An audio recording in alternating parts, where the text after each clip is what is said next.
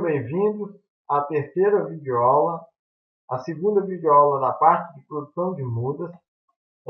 Nesta videoaula nós vamos estar abordando a propagação vegetativa.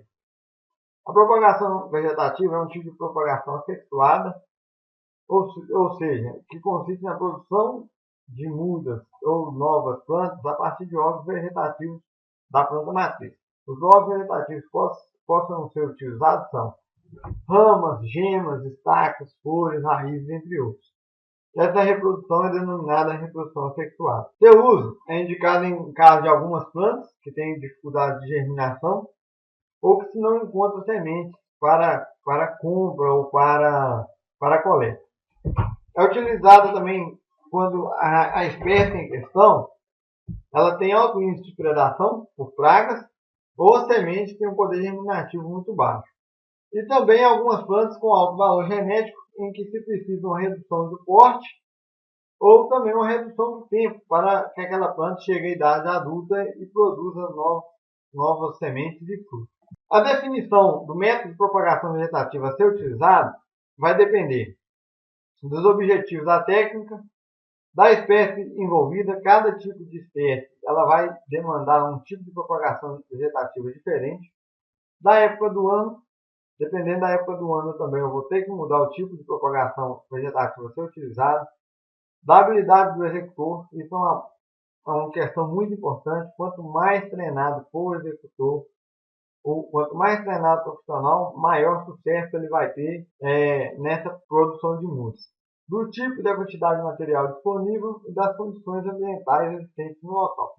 Os métodos de propagação vegetativa são estaquia, na qual se utiliza uma estaca de torno de 15 a 20 centímetros para fazer esse processo. A microestaquia e a mini estaquia diferem da anterior pelo fato de, em vez de usar estacas lenhosas de 15 a 20 centímetros, eu vou utilizar estacas herbáceas de 5 centímetros mais ou menos. A mergulhia, na qual eu pego uma parte da planta e vou enterrar aquela parte da planta no solo até que ela enraize e dê origem a outra planta. A enxertia, na qual eu retiro a gema da planta matriz e vou enxertar, vou colocar essa gema no cavalo, que a gente chama, no cavaleiro. Outro método de propagação, a separação por bulbos. Eu vou estar retirando os bulbos tem plantas que produzem bulbos e está dividindo, formando novas plantas. A divisão de touceiros ou rizomas, da mesma forma do anterior, vou estar retirando touceiros e fazendo replantio em outro local. E a propagação por meio de cultura de tecidos, que é feita em laboratório, e ela também é muito utilizada, principalmente para plantas que eu tenho muito problema com doenças. Um exemplo, a bananeira, ela é uma planta que é propagada principalmente através de cultura de tecidos, quando você vai fazer um formato comercial. Vamos falar um pouquinho sobre um método de propagação vegetativa, que é a estaquia, que é o processo na qual se utiliza porções, hastes, caules ou ramos, e são colocados em condições propícias de enraizamento. Elas podem ser colocadas na areia ou no substrato e vai dar origem a outra planta. Para realizar a estaquia, corta um ramo novo, de 7 a 15 centímetros de comprimento, retira metade das folhas e assim deixar se corta pela metade. Aí pode ser colocado ou na areia ou na embalagem definitiva com substrato, como mostra a figura, e daí um tempo, ela tendo condições de temperatura e umidade, ela vai estar emitindo raízes e dando origem a uma nova planta. O processo de mini estaquia, que ela é uma variação da estaquia convencional, que eu utilizo brotações herbáceas ainda, que não sofreram, não tem lenho, ela vai estar uma plantinha, uma parte muito nova da planta, que vai ser retirada e transportada, ou seja, com substrato, com tubete ou com canteiro de areia, e ali com condições ambientais favoráveis, ela vai estar também dando origem aí a uma nova planta. A coleta dessas mini estacas ela é realizada de forma seletiva e em períodos a ser definidos de acordo com o vigor das rotações no campo. Elas vão ter de 3 a 5 centímetros de comprimento, contendo de 1 a 3 pares de folhas. Existem alguns tratamentos que são utilizados para aumentar a número de enraizamento dessas estacas. O primeiro tratamento, o primeiro quesito a ser utilizado, colher a estaca na época adequada. Isso é um fato muito importante. Geralmente, essas estacas são colhidas na época que a gente faz as podas dessas plantas. Para alguns tipos de espécies. Para outros, por exemplo, o eucalipto, pode-se fazer isso o ano todo, desde que se dê condições de água, temperatura e nutrientes para as plantas. Outro tratamento utilizado é o tratamento na planta-mãe, que vai fornecer os estacas, por exemplo, adubações, irrigações adequadas, um sombreamento, um anelamento ou uma torção. Vai depender aí do tipo de planta que você vai utilizar. Outro tratamento, a coleta das estacas mais próximas à base e ao tronco da planta, quanto for possível. Isso vai também melhorar a chance de enraização dessa planta, enraizamento. Para uma melhoria no enraizamento melhor, usar um substrato poroso, manter a umidade relativa do ar acima de 80% e promover um sombreamento para manter a temperatura entre 20 e 30 graus.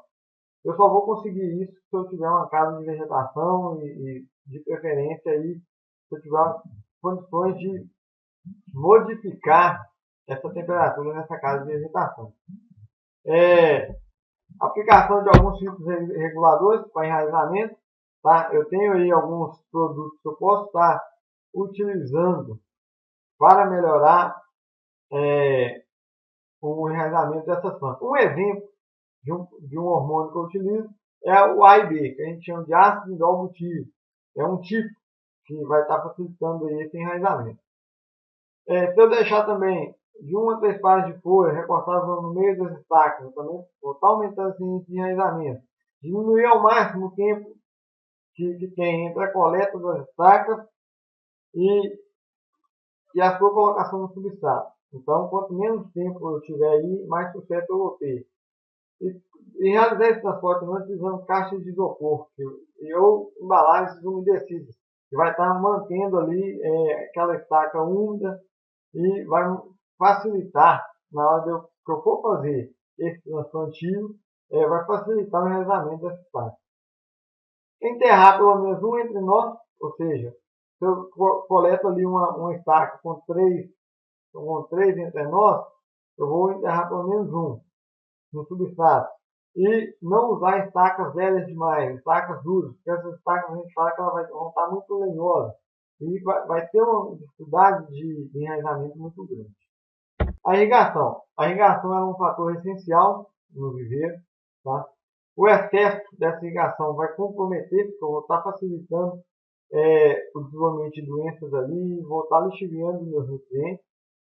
Mas também a falta dessa irrigação vai estar impedindo que essa planta se desenvolva de maneira satisfatória. Essa irrigação pode ser feita 2 vezes ao dia, ou também pode ser aumentar esse número de irrigação. Vai depender, porque em dias que eu tenho uma alta temperatura, deve ser irrigado várias vezes por dia. Mas em dias nublados, dias de frio, eu posso estar reduzindo aí essa irrigação.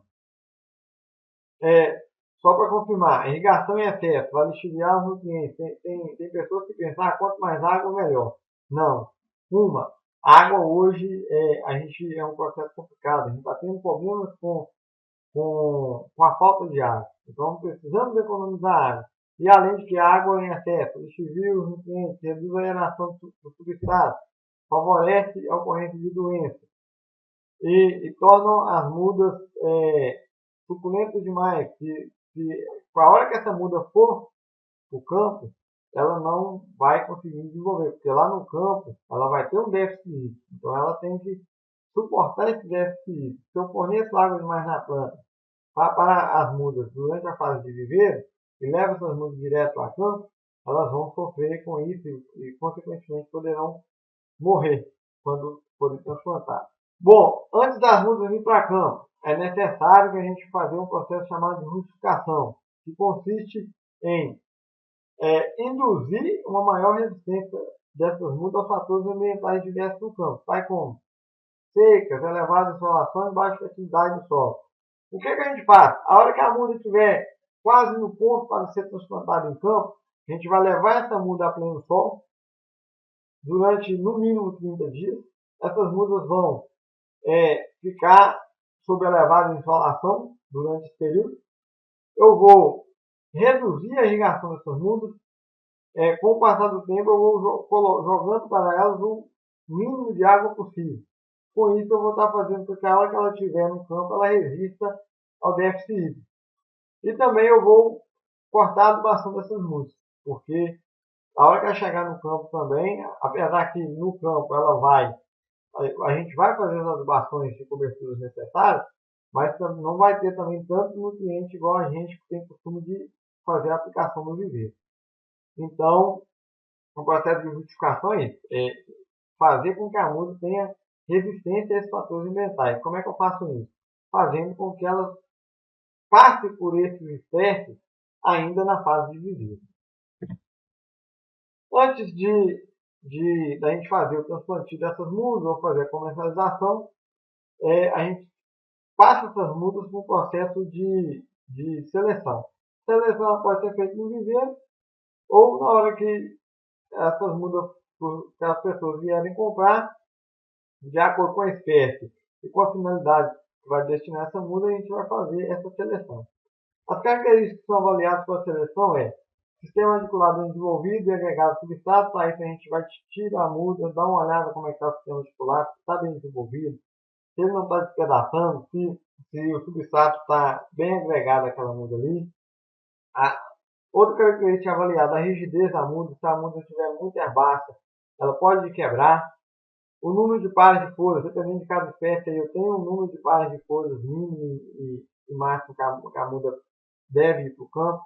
O aspecto nutricional, essa muda não pode estar com deficiência de nutrientes. Por exemplo, se a muda estiver com deficiência de nitrogênio, ela vai estar com uma muda amarelada. Então, geralmente essas mudas elas vão ser separadas e vão passar por uma adubação de cobertura. E uma muda também com uma boa sanidade, uma muda isenta de doenças e pragas, uma muda isenta para ela ser comercializada, ela não pode ter está uma muda com um ataque de pragas ou então uma muda com um ataque de doenças grandes. A parte de produção de mudas que ia ser apresentada aí, estudem, assistam essa videoaula com bastante atenção e respondam ao quiz também com bastante atenção.